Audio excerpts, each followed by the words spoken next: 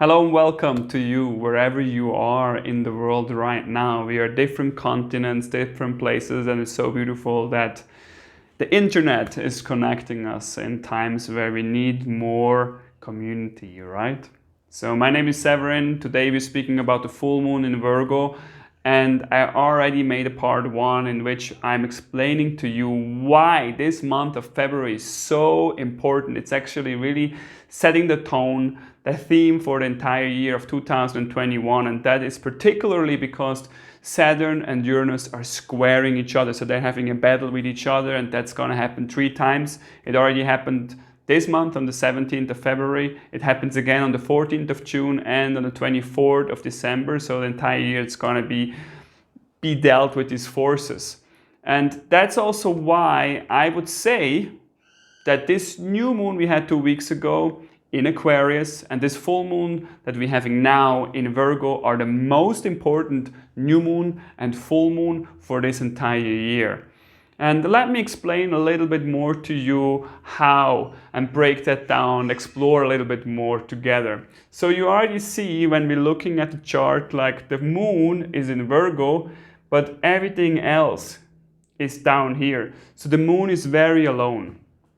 Like how we can explain what's happening is like there's a lot of different things happening, but they're all pointing up here and activating Virgo. So let me explain that in a nutshell to you. Like, you know, the title for this full moon is Who Are You Meant to Be?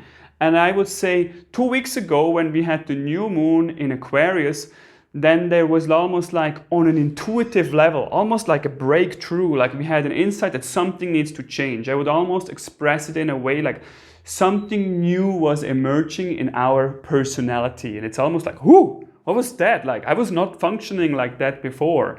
And now suddenly there's this new emotion, there's this new theme, there's this new interest, and all things are falling away. Or we could even say something has been realized and has been falling off. And now, in the absence of it, who are we now? And that's like very confusing. So just to give you a few examples of friends and clients around me. For example, there's one very personal friend of mine, and she simply realized that all her relationship dynamics always have been fueled by her connection with her mother. So there's this childhood, let's say, trauma or pain that she always felt she needed to be there for her mother and needed to heal. And from that connection or interaction, she was perceiving that that is what love is. So every relationship she had, she was kind of on top of that person, or in her case, that man, and she tried to support, to help, and to solve that man. But she never got met on a soul level or on a heart level herself because she couldn't, because she was always the healer. So who is she then if then nobody needs to be healed? And suddenly she had that insight in a conversation with me, and then it clicked. And now there's like this complete new relationship dynamic playing out in her life because suddenly she doesn't have to be this healer anymore. Another client, an example, we had a conversation and a reading together, and she was expressing that she has a long-term relationship and she's really in love with her partner, but they're not romantic. But she's in love with him, but they're not romantic. Big paradox. How are we together, but we don't want to be intimately together on a physical level? Do we have to separate? But I love that person. Is there a different dynamic possible? And she realized that they are soul partners on a much deeper level, that they want to be together. And that they're giving each other the freedom to explore themselves on a more day-to-day level and having fun and expressing their individual needs without needing to separate. And they're also like, there came this realization that they haven't had good role models for separation. And so they were trying really hard to find out what they each need. But now finding a new way or a paradigm shift in a sense of living their own relationship, caring of their individual needs while still honoring their soul connection. And this led to a lot of freedom and new possibilities that before seemed to be not possible at all. Then another example, we have a client at our retreat center, the Hermitage.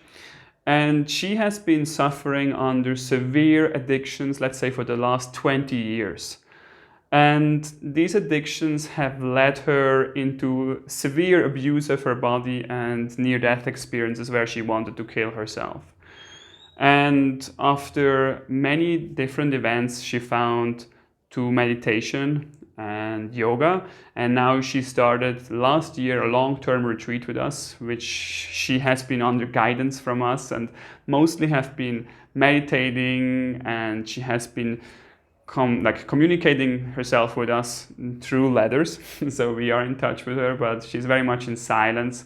And she realized suddenly, or it's almost like she, with this shift this year, she suddenly had this falling away of the identification of who she is. So it's not that she found a solution for the addictions or she has no addiction anymore. She suddenly actually didn't identify so much with her own personality structure so much that by that the whole addiction fell away. And then also with this whole Aquarian new moon, I would say, there was so much detachment of almost like she didn't care anymore what other people think about her, that she just realized like, well, I want to take better care of myself. Because before, a lot of addiction was also about trying to do something in order to be beautiful, in order to be acceptable, and in order to fit in society. And now suddenly comes this huge detachment where she realizes, wow, I have been living a life that doesn't suit me. And now the question is, who am I actually now? And that's amazing.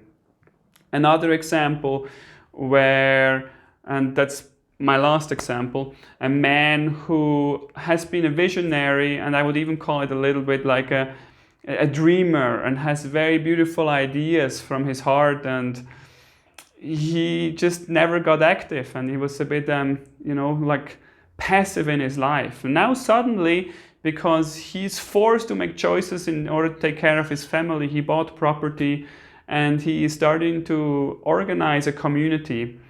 And that means he, from his visions or his ideals and imagination, he has to take serious steps.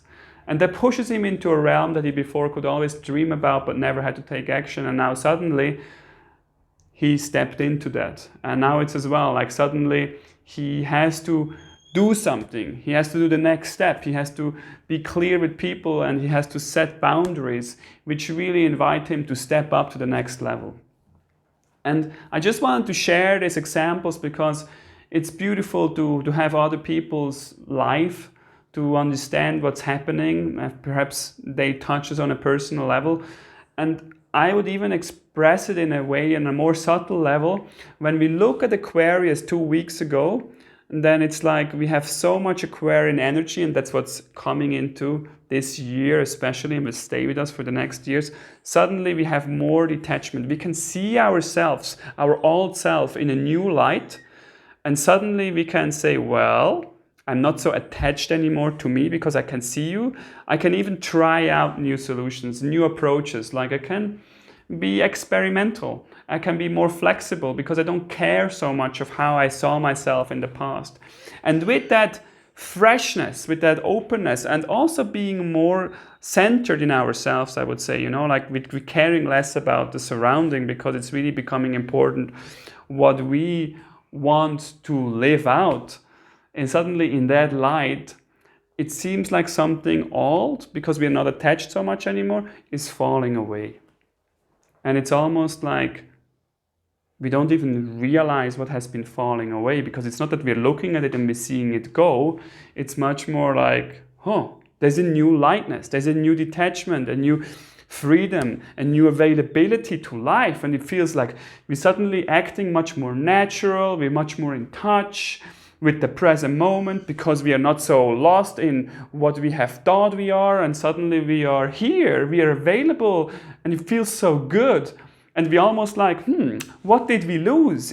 I was so different, I was so concerned, I was so stuck, I was so much in my mind, I was trying so hard, I was pushing, but now it seems like I can just watch things better. I'm not so reactive, I'm not losing myself in anger or in a fear or in a pain.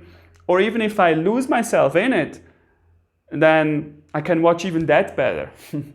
And suddenly that changes our whole dynamic, just because, and that is like why Aquarius actually stands for genius. And it also is connected to meditation, because that's exactly what meditation does. We are separating from our personality and we're watching it.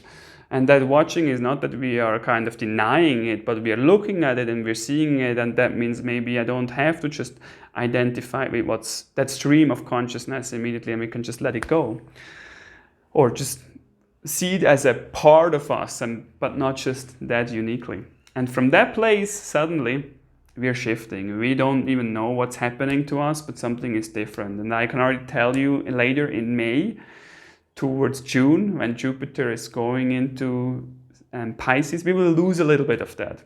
So that's what's happening right now, and it's very fresh and it's very exciting and lifts us into new potential and new possibilities, into a new version of ourselves. And that's exactly the battle that we are playing out between Saturn here in Aquarius and Uranus here in Taurus. We have the old paradigm, we have the old structure, we have the old belief system versus individuation, versus what feels true for us. And then it's like almost like this fight of like Saturn saying like, but wait a second, like this is really important, like you cannot just let go. But Uranus is in Taurus saying, well, in the fear, in the pain of destruction or collapsing of what we have known, there is a revelation almost to something that has been dormant within ourselves, and that is like coming through our physical body, like a need of something that we have to take care of something that is worthwhile living for, that gives us meaning and purpose, and that makes us feel good about ourselves. And that's also where Mars is. And there is this moment right now where we're having like, because we're also having Pisces here, Venus is here and the Sun, and they're opposing the Moon, there is a gentleness suddenly. Rather than 2 weeks ago where it was like, almost a breakthrough, a forceful experience, now there's a gentleness coming in, a softness, like we can dream with it, we can sit with it, and we can be more natural and soft, like a little bit, like almost like allowing this gentleness to come in. And suddenly we feel, actually, we don't have to understand it like 2 weeks ago, because it's like, whoa, something moved away and now I have to figure out who am I in the absence of it. It's much more like we're having this activation of the Moon, which is our feelings and emotions, and it's also our body in Virgo. And it's something is creeping to the surface. It's almost like if you listen to your physical body, it has the answer. And you can step into that message, which is sharing or showing you who are you meant to be. So it's not something that you're trying to figure out with a business plan or being really smart, but it's almost like the totality of your life is leading you to a place that now is awakening and wants to be played out. And that feels very new, it feels very exciting, it feels also very scary, because who are you if you're suddenly changing your whole direction of life, and you are having something that's really important and meaningful for you that you before even haven't allowed to play out, and now that's important for you. It's almost like listening to your inner voice, to your instincts, and that they have meaning, and there can be a pain with that because you maybe have been denying that before, but now it doesn't matter, because now is now, and that means now it's time to listen.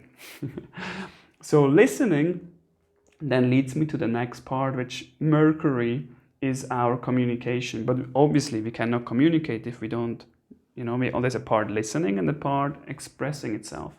It's squeezed in by Saturn and Jupiter. So what that means is like there's a part in us, there's an inner voice that wants to be spoken out. And I would almost call it like there's an inner process that we feel our instincts or our intuition is there. Mercury in Aquarius, intuition, and Saturn is questioning, is that true? Is that really what you want? Is that really what you feel? But Jupiter also on the same time, yes, you can trust it, you can go with that, play it out. And so there's this inner message that we feel is arriving and it's coming through. And Virgo is their life. So it's coming through our body, this message where we can communicate, where we can feel, hey, there's something that I feel and I want to share or I want to express. And that's then stepping into our like embodiment of what feels true for us, and not just like feeling that on an inner level, but actually then making the next step and bringing that into our lives. And that's also like the Virgo is bringing it onto the next level, where we are preparing the next steps to make that come true, what feels true for us on the inside. And then that's also like on the second level, like we have Chiron here in Aries, where Chiron is that wounded healer. And these two parts, it's almost like, I always felt like that. I just couldn't do that in my relationship, or I just always felt like stepping into that work, but I did something else in the past.